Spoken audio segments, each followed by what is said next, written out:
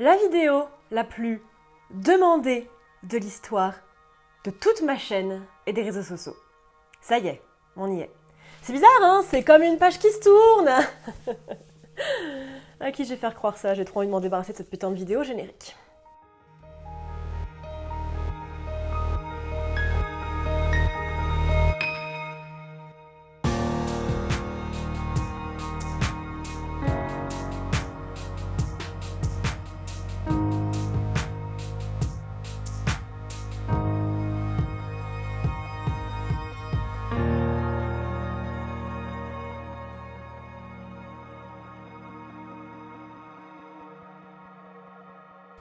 Bonjour à tous, je suis Noémie, bienvenue sur Horizon Universe. Bon, ça y est, on y est, la vidéo sur Battlestar Galactica, la vidéo la plus demandée, la série qu'on me demande sempiternellement de regarder apparemment tellement on n'a rien fait de mieux depuis. C'est the meilleure série de SF, c'est tout ce que vous voulez, c'est... On se calme, il n'est que 7h31, tout va bien. Battlestar Galactica, sorti en 2003, raconte la lutte des derniers humains, environ la population de la ville d'Auxerre, vivant à bord de vaisseaux spatiaux sous la protection de Battlestar Galactica, un vieux vaisseau de guerre faisant face à leur création, depuis retourner contre les Cylons, des androïdes qui se sont rebellés et ont atomisé les 12 colonies. La particularité des Cylons est que certains ressemblent à des humains et n'ont aucune idée qu'ils en sont. Il y a 12 Cylons humanoïdes dans la série pour votre information. Ça, c'est l'idée générale. Je vous donne ici un rapide résumé des 4 saisons pour vous donner un petit peu plus de précision, avec un léger détour vers les personnages dont on parlera par la suite un peu plus en détail.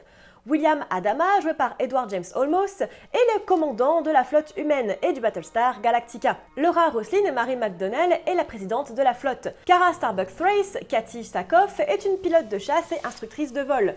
Lee Apollo Adama, Jamie Bamber, est pilote de chasse et fils de William. Gaius Baltar, joué par James Callis, est un scientifique renommé. Sharon Boomer Valerie, jouée par Grace Park, est une pilote et une Cylon. Numéro 6, Tricia Helfer, est une Cylon apparaissant en illusion à Gaius. Bon, bien sûr, il y en a beaucoup plus, vous vous doutez, c'est une série, mais vous avez une idée des personnages principaux qu'on voit le plus.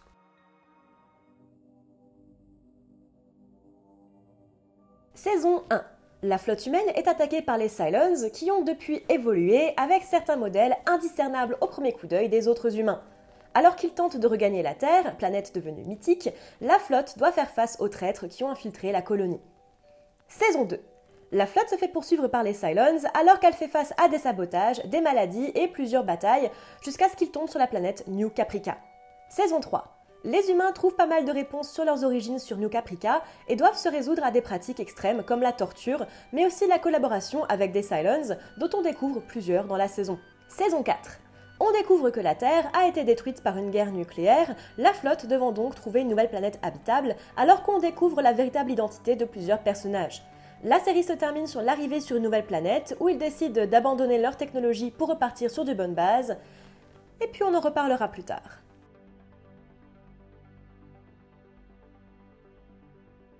La religion.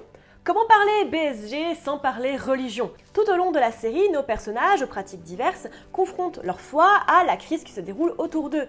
Les Cylons, par exemple, croient en une divinité qui guide leur destinée. Les thèmes de la rédemption, de la résurrection pour les Cylons, du sacrifice au profit du bien commun sont également très importants dans le déroulement de l'histoire. La série semble fortement s'inspirer de la religion mormone, un groupe d'élus accomplissant une mission divine, la vie après la mort, les anges, tout ça, mais aussi du christianisme, Laura Roslin étant considérée par d'autres comme une sorte de messie, guidant l'humanité à travers de multiples obstacles vers son futur. La religion bouddhiste est également citée à demi-mot, notamment dans le travail autour de l'illusion de la réalité, avec Gaius et ses visions de 6. Les 12 colonies suivent une religion polythéiste avec le livre de Pythia, regroupant des prophéties guidant l'humanité vers sa rédemption. Et ça, c'est sans parler des théories de fans, mélangeant Kara avec Jésus et Gaius avec Judas, c'est pour dire à quel point la religion est centrale à la série. La politique. Comment parler BSG sans parler politique?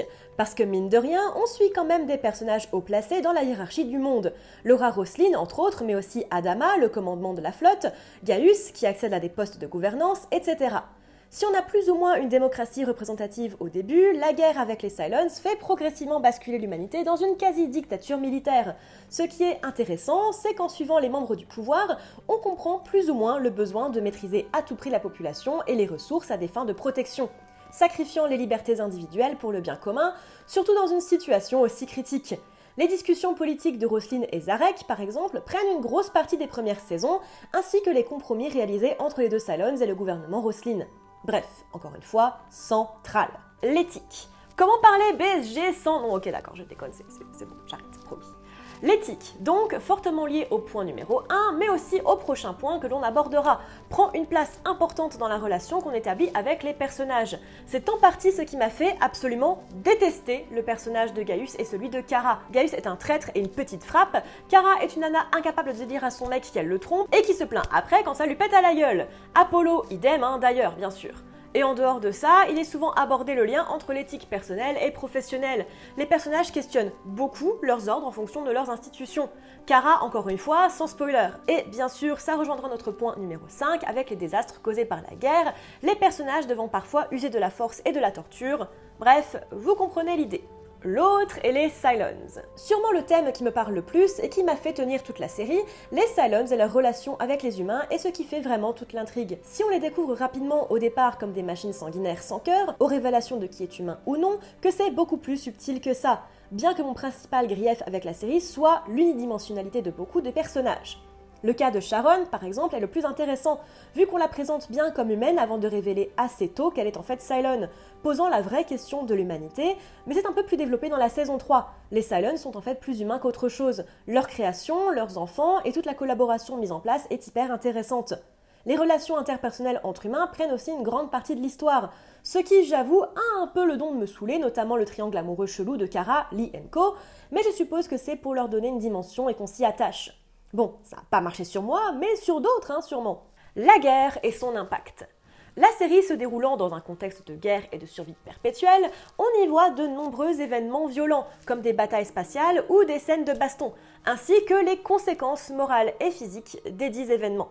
Kara, par exemple, au début de la série, est détruite par la mort de son compagnon, et on la voit très souvent à l'hosto avec de multiples blessures, et confrontée à des choix complexes. Comme on suit principalement des militaires, on est directement mis à leur place et confronté de manière très directe à leurs entraînements, vies, pertes et traumatismes. Les scènes de combat ultra réalistes y sont pour beaucoup, je l'admets. Même en dehors du corps militaire, une des scènes les plus frappantes est le décompte de la population sur le tableau de Laura Roslin, qui ne cesse de baisser à mesure que la série continue. C'est très pesant et à la fois très satisfaisant et une bonne idée de mise en scène.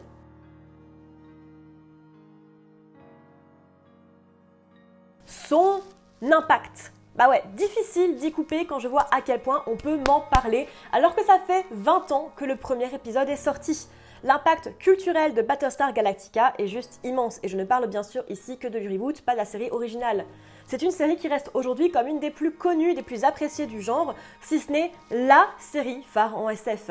C'est simple, si une série tient du space opéra, elle sera automatiquement comparée à BSG, même quand elles n'ont rien à voir, comme The Expanse par exemple, qui, je suis désolée, mais si vous pensez sincèrement que c'est la même chose, c'est que vous cherchez des poux, et autre chose aussi, mais peu importe. Et c'est compréhensible parce que c'est du jamais vu en série auparavant. Le mélange space-op, religion, politique, la dualité des Cylons, mais aussi dans un cadre très réaliste, c'était quelque chose de très novateur qui a marqué l'esprit des fans. C'était bien sûr quelque chose qui existait déjà en littérature SF et en film, mais qui en restait très peu abordé en format série, même par des séries qui allaient assez loin dans ces thématiques comme Star Trek. Les visuels. Outre la shaky cam qui était quand même franchement désagréable dans la première saison, mais qui en effet s'estompe à mesure qu'on avance dans la série, l'aspect visuel de la série est folle. On est au tout début des années 2000, les effets spéciaux font doucement leur entrée en salle, et sur petit écran ça reste quand même rare. Compréhensible du coup que BSG soit connu pour ça. Et en effet, encore 20 ans plus tard, c'est satisfaisant de réalisme, surtout les batailles spatiales qui n'ont pas pris une ride. Donc pour ça, chapeau, y a rien à dire. Pour le reste, j'aime bien l'aspect ultra réaliste et presque glauque de la série.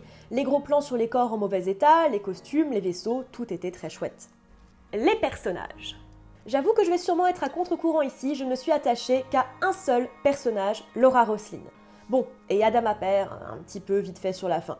Je me fiche par contre totalement des relations entre eux. Quand la population humaine totale est à peine la moitié de celle de ma propre ville, je n'arrive pas à avoir quelque chose à faire de leurs histoires de tromperie. Je comprends que c'est là pour montrer que les humains restent humains, qu'ils s'aiment, qu'ils trompent, qu'ils tuent, qu'ils meurent, toujours pour leur passion, mais je n'arrive pas à y voir du poids ou à m'y intéresser, surtout que beaucoup restent quand même très caricaturaux, particulièrement les Cylons. C'est dommage parce qu'ils étaient une porte d'entrée essentielle pour pouvoir apprécier la série, et ils me l'ont totalement gâché. Et je tiens à dire que ce n'est pas une attaque aux acteurs, ils font tous un travail phénoménal et sont excellents dans leur rôle. Les questionnements. Ce qui est fascinant avec BSG, ce sont les questionnements amenés par les thèmes dont on a parlé plus haut. Jusqu'où le gouvernement a le droit d'aller pour protéger sa nation? Où s'arrête la liberté individuelle face aux dangers communs? Qu'est-ce que ça veut vraiment dire d'être humain? Ce sont les thèmes centraux à la SF dans lesquels BSG fouille allègrement. Pas toujours à fond, malheureusement, je trouve les Cylons et la thématique des anges bien sous-exploités, ou en tout cas pas amenés à son terme, mais le débat politique est plutôt bien tourné. En bref, c'est une série qui vous fera réfléchir, et ça, c'est plutôt cool. La fin. Allez, je suis pas partie pour me faire des amis dans toute façon, sur cette chaîne ou ailleurs, donc je déteste cette fin. Ok, elle est amenée par l'idée que tout recommence toujours et que la vie est un cycle, bla. Mais du coup, toutes les souffrances de nos personnages n'ont servi à rien. Ils se sont battus, ils sont morts pour rien. Ils trouvent une nouvelle planète, ils s'y installent, mais ne font rien pour ne pas répéter les atrocités commises par le passé. Du coup, on se retrouve avec notre humanité de la fin du XXe siècle, qui construit des robots et des IA n'importe nawak, et qui finira avec la même problématique que celle du début de la série. L'histoire n'a servi à rien. Cet épilogue brise littéralement toutes les thématiques et toute l'importance de la série. Genre, c'est du niveau Lost ou du niveau How I Met Your Mother, tellement c'est mal pensé. Quel dommage, quel gâchis, quelle indignité.